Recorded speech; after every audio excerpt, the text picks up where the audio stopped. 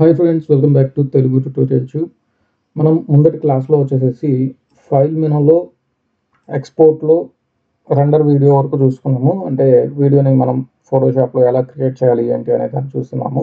Okay, ఈరోజు వచ్చేసేసి next options అన్నమాట. చూడండి, జనరేట్లో ఇమేజ్ అసెట్స్ అన్నమాట. ఓకే, ఈ ఇమేజ్ అసెట్స్ అవి ఎందుకు ఉపయోగపడతాయి అసలు? ఇమేజ్ అసెట్స్ అనేది ఇప్పుడు మనం ఒక ఫైల్ తీసుకున్నాం. ఫైల్ తీసుకున్న తర్వాత దాన్ని ఒక వెబ్ పేజ్ గానో లేదా మన ఇష్టం వచ్చినట్టు డిజైన్ చేసుకున్నాం.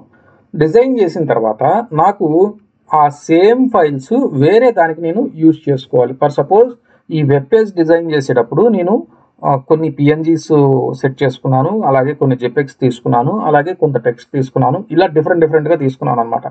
తీసుకున్నప్పుడు నాకు సేమ్ ఇమేజెస్ నేను ఒక బ్రౌచర్లో, అంటే నేను ఒక పాంప్లెట్ ప్రింట్ చేద్దాం అనుకుంటున్నాను. సో దానికి నాకు కావాలి.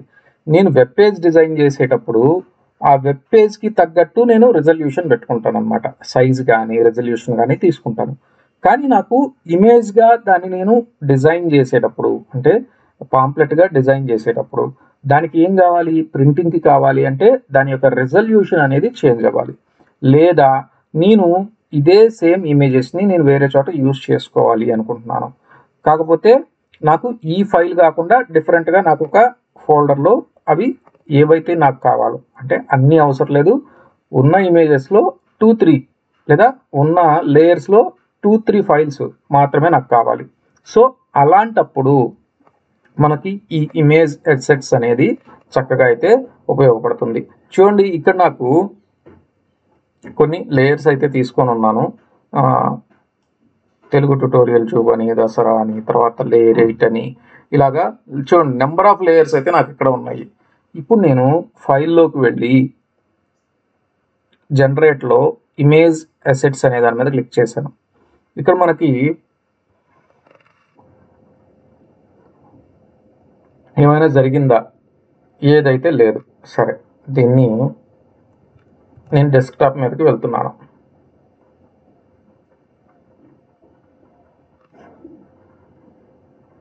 చూడండి, ఇక్కడ నాకు ఎటువంటి ఫోల్డర్ అయితే క్రియేట్ అవ్వలేదు. ఓకేనా? మళ్ళీ ఫోటోషాప్లోకి వెళ్ళి ఇక్కడ దీని పేరు ఉంది కదా, ఈ పేరు మీద డబల్ క్లిక్ చేయండి.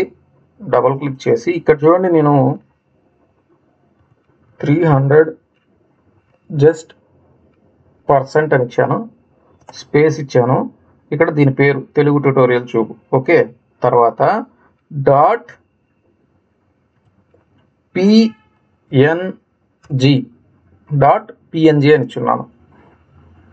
ఆ తర్వాత నెక్స్ట్ ఇక్కడ అమ్మవారిదే ఒక లేయర్ ఉంది, లేయర్ 8 అని చెప్పేసి. ఇప్పుడు దీని మీద కూడా డబల్ క్లిక్ చేసుకొని దుర్గమ్మ ఇస్తున్నాను.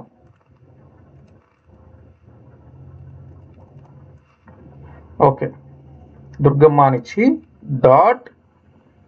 .jpg. ఓకే, అంతే. ఇప్పుడు ఫైల్లోకి వెళ్ళి జనరేట్ ఇమేజ్ అసెట్స్ మళ్ళీ ఒకసారి వెళ్ళి చూద్దాం. ఇప్పుడు చూడండి, ఈ డెస్క్టాప్ మీద దసరా విషెస్ 1 రికవర్. ఓకే, దీని మీద డబల్ క్లిక్ చేయండి. చూడండి, ఇక్కడ నాకు ఇది ఏ ఫార్మాట్లో కనపడుతుంది? పిఎన్జి, అదే కదా నేను పెట్టింది అక్కడ. ఇది చూడండి, జేపీజీ. అంటే నాకు ఆ లేయర్స్ నాకు ఇలా కావాలి అని చెప్పేసి అక్కడ .png .jpg అని అయితే ఇచ్చున్నాను. అలాగే స్పెసిఫికేషన్స్ కూడా నాకు ఇది 300% పెద్దది కావాలి అన్నాను. ఒకసారి దీన్ని ఓపెన్ చేసి చూడండి. ఓకే, ఇలా వస్తుంది అన్నమాట. అంటే రెజల్యూషన్ని కూడా పెంచి మనకి చూపిస్తుంది. ఓకేనా? ఈ విధంగా అయితే మనం చేసుకోవచ్చు అనమాట.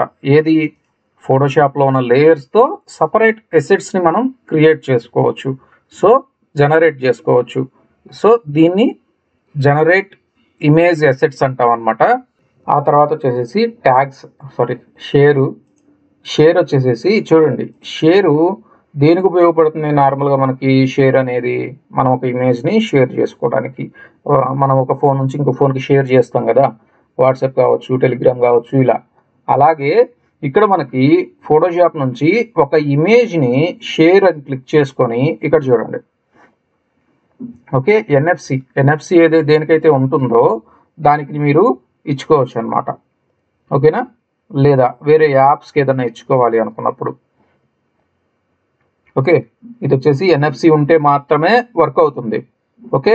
ఇది వచ్చేసి లైట్ రూమ్కి కానీ, లేదా Facebook, Microsoft teams, outlook, paint, వీటికి ఇలాంటి సాఫ్ట్వేర్స్కి మీరు షేర్ చేసుకోవడానికి ఈ ఆప్షన్ అయితే ఉపయోగపడుతుంది, ఓకే.